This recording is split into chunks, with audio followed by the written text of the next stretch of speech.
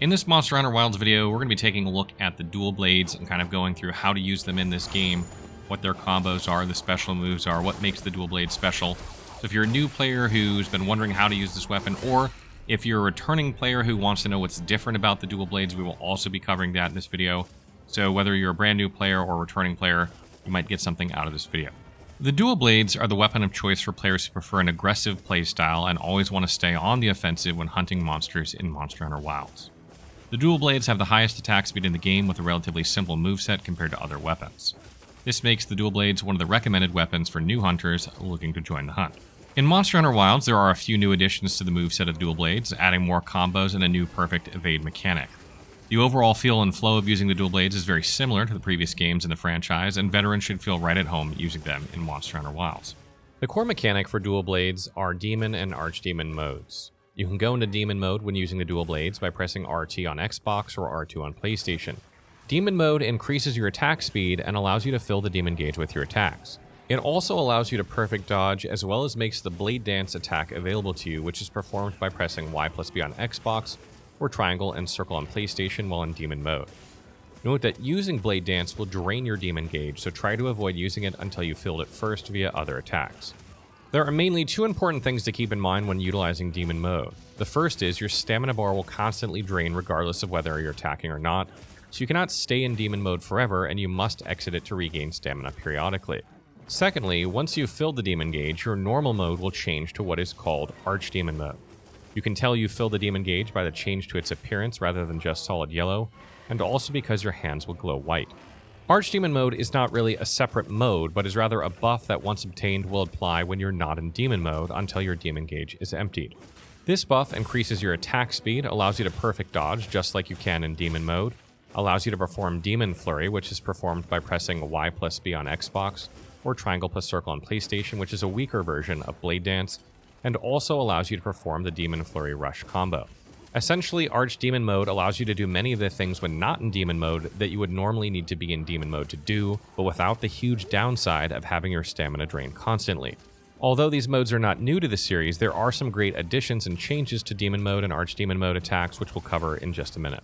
Before we do that, though, first let's get into the combos of the dual blades. The first is the basic combo. This is a series of slashes that you can perform by pressing Y, Y, Y, or triangle, triangle, triangle. The second combo is the basic Demon mode combo that you can use while in Demon mode. To perform this combo, you press Y, Y, Y, and Y+B, or triangle, triangle, triangle, and triangle+circle. The next combo is the Demon Flurry Rush combo, which has an added double round slash attack during the Demon mode. To perform this combo, you press B during Demon or Archdemon mode, then B again, then B during Demon mode. Or circle during Demon or Archdemon mode, then circle again, then circle during Demon mode. Next, we'll take a look at some of the dual blades movesets, as well as some of the changes to some of these moves. First is Blade Dance. When in Demon mode, you can perform Blade Dance by pressing Y+B on Xbox or triangle+circle on PlayStation, which we already mentioned, which performs a flurry of slashes and drains a bit of your demon gauge. In previous games, this attack locks you in place for the duration of the combo and leaves yourself wide open to monster attacks.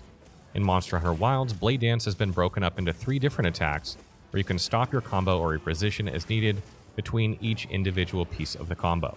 When in Archdemon mode, you can perform a weaker version of Blade Dance called Demon Flurry by pressing the same inputs, which is also split into 2 attacks, much like Blade Dance, although Blade Dance has 3 attacks.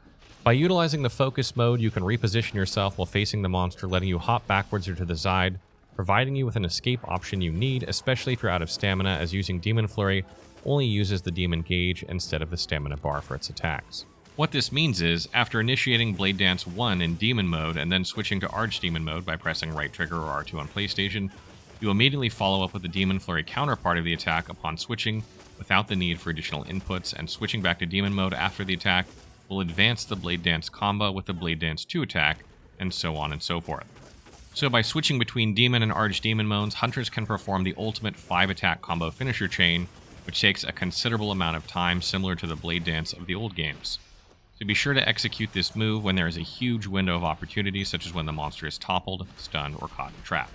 Performing this whole combo will drain around half of your demon gauge, so make sure you have enough resources before performing this particular combo. Another great addition to the dual blades is the perfect evade mechanic. By evading, A on Xbox or X on PlayStation, a monster's attack at the exact time before it strikes you, you will trigger a perfect evade which will negate the incoming damage and provide a buff known as the Demon Boost mode, which lasts for 12 seconds, causing the hunter to glow blue. This buff increases attack damage and also turns all of your dodges into damaging spin attacks. This newly added mechanic rewards players who excel at dodge timing.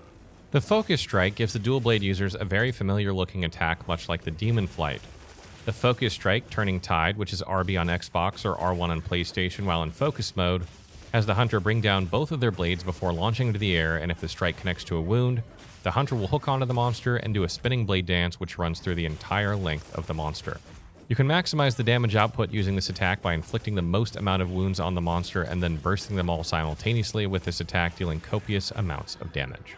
Even though the Focus Strike performs the spine slash attack, you can still perform the spinning mid-air attack by dashing off the edge of a cliff or ledge when you are in demon mode. You can also destroy multiple wounds along the length of the monster's body, so learning to use this attack when possible will increase your damage output using the dual blades. Performing mounting attacks using the dual blades will not give you the demon bar buildup, but it also won't drain the demon bar, stopping it from depleting once you're already in the demon mode, making mounting attacks a useful tool for maintaining your gauge. The dual blades have the shortest reach among all the weapons in Monster Hunter games, requiring the hunters to be in contact at point blank for their attacks to connect most of the time.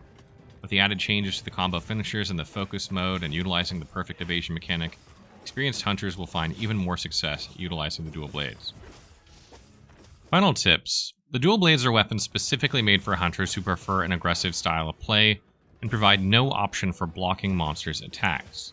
As such, dual blade users must be more proficient in reading attack patterns and evading compared to other players. Even though each attack's damage may seem low with the dual blades, the damage output is substantial just from the sheer number of attacks the dual blades can dish out within a short period of time. When utilizing the dual blade, stamina management is paramount, and learning to manage stamina and the demon gauge between the two modes will lead hunters to more successful hunts. Another thing you want to keep track of if you're playing dual blades is sharpness, since you tend to hit monsters very frequently compared with other weapons, so your sharpness tends to go down more quickly. Thus, it's important to find an opening to sharpen your weapon between combos to keep up your momentum. Dual blades are weapons that focus mainly on offense, and as such, if you want a secondary weapon option that provides a little more versatility, the Sword and Shield is an excellent choice, as it is a jack-of-all-trades weapon offering good mobility, offense, and defensive options. Another good option is the Insect Blade, which will keep you in a similar flow of combat with its high mobility and ability to destroy parts with targeted insect strikes. These secondary weapons will help keep your flow of combat swift and agile without the need for slowing down. That wraps up our Dual Blades guide for Monster Hunter Wilds. I hope you guys found this useful, whether you are a new player or a returning player. As always, if you have other tips about the weapon, maybe I forgot to mention here, you can leave them in the comments to help out other players.